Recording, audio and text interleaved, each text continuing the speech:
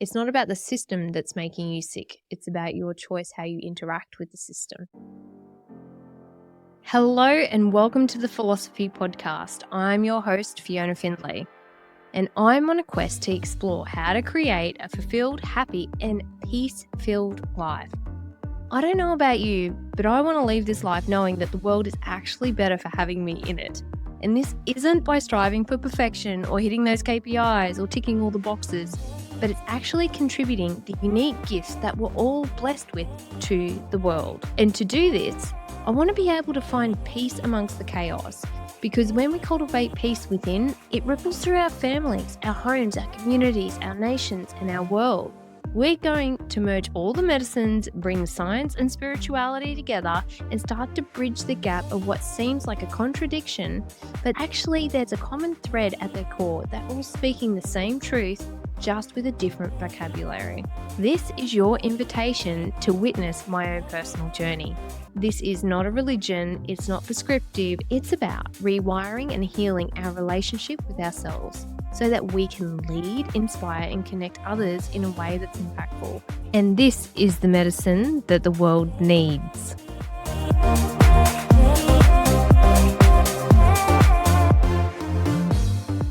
Your health journey is so uniquely yours. It's just as unique as your DNA, as your fingerprints. Remember, take what you need and leave what you don't. Your health doesn't have to be prescriptive. It does require you, though, to have an intentional presence to it. You don't have to know all the things. You do have to make a conscious decision on who you're going to trust and what direction you're going to take. Now, I've been trained in medical science. I've worked in pharmacy for 7 years prior to that. If you looked at my resume, you would say that I'm, one big medical junkie.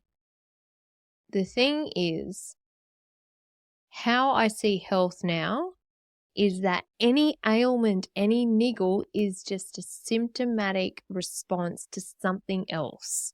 There's something deeper. And what it is, it's an invitation to self-inquiry. So how do you do that?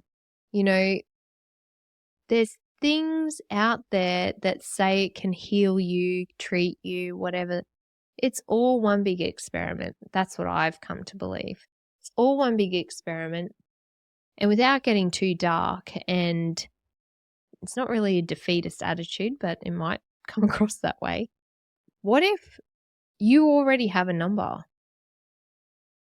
That number is signaling your last breath as a human in this existence.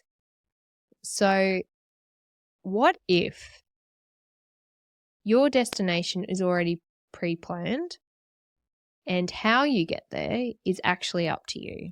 How much resistance, how much suffering, this is all a choice, right? And with that choice comes with a lot of responsibility, because it's not about the system that's making you sick. It's about your choice how you interact with the system. It's not about the practitioner messing up your treatment. It's about how much trust and faith you give that practitioner. Because when we're unwell, we actually get quite scared because there's an unknown and there's a discomfort in our body. What if you get to take a pause and you get to look at it differently? What if you inquire about it? What if you talk to it like it's a child? For example, my skin cancer, I talk to it. I talk to it like it's little Fee and she's scared. And what is it you want to tell me? I'm not being heard. This is what comes up when I think about it. When I bring my attention to that area, I just go, okay, what is it you want to say? I'm not being heard. I feel scared. I don't feel safe. I want everyone to accept me. Now that's powerful. Like that was just in the moment just then. And that's actually something new that's come up.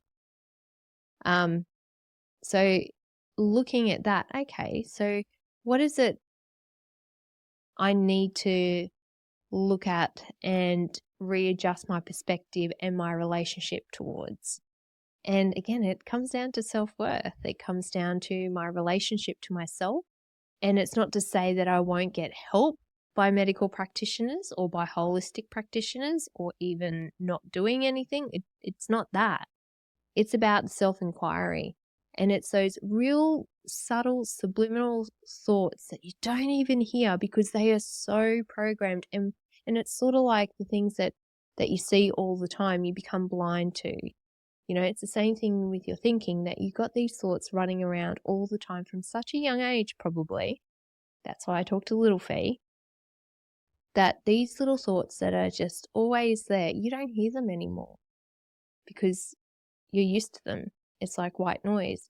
But if you were just to quiet it down, focus in on it, and grab them as they come up, that is your little nugget for self-inquiry. Now, I don't even know what I said before when I channeled, so I'm going to have to look back. But it's something that is really powerful because it brings up deep, hardwired self-belief patterns. You know, and when we're young, our whole point is to survive. Our caregivers are so, so important because they are the ones that are going to feed us, love us, protect us. You know, and in our baby mind is like, oh, we need to give them this to get our approval, to get their approval, to keep us safe, but that's a child mentality and that's a child reasoning and rationale. It may not have been true. It may have been true. It's not current now though.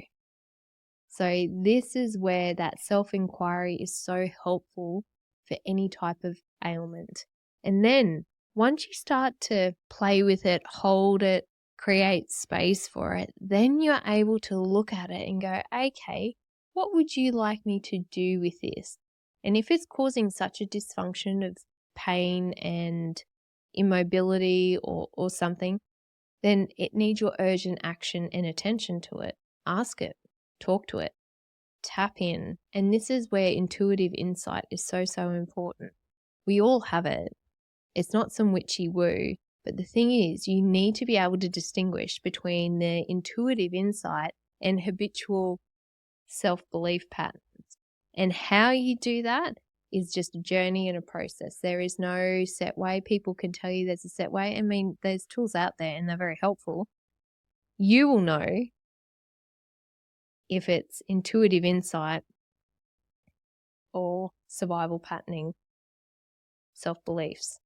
I love reading metaphysical books, not for diagnoses as such, but to expand my awareness, because I think that I think problems are this.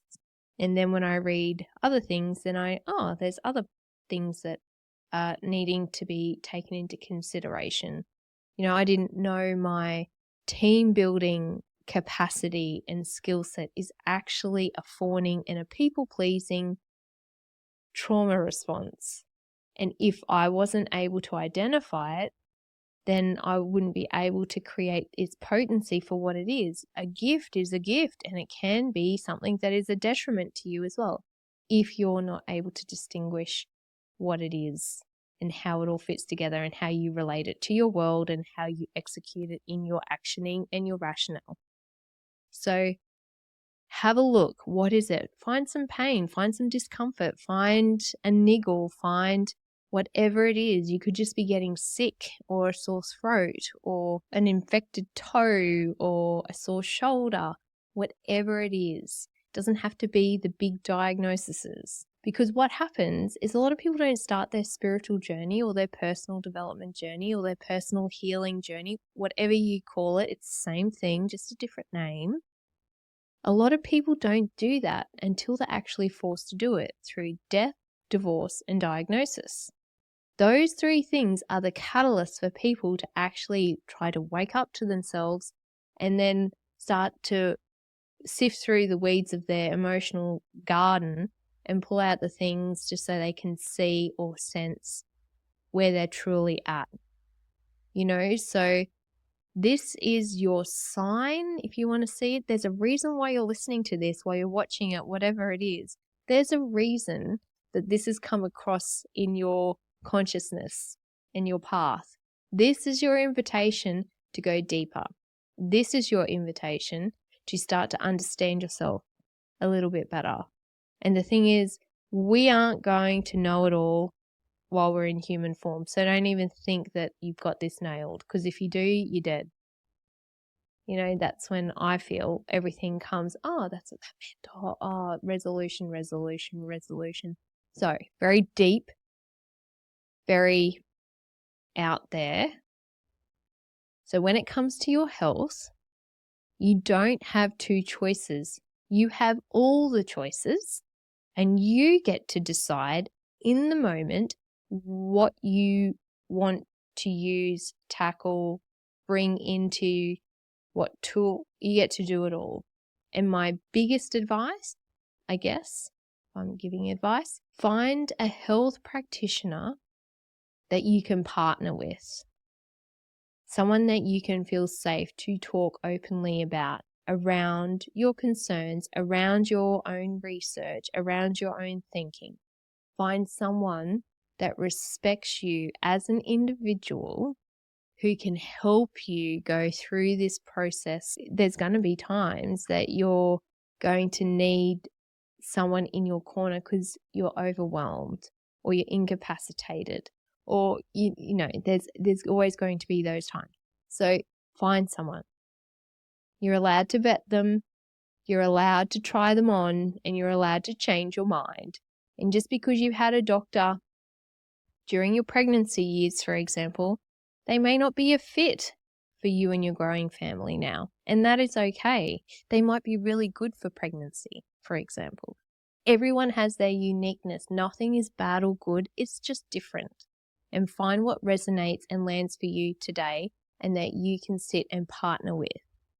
Because again, healing is, your health is healing, but your healing is personal growth.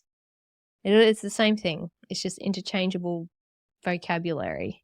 But people think, you know, physical healing is different to personal growth.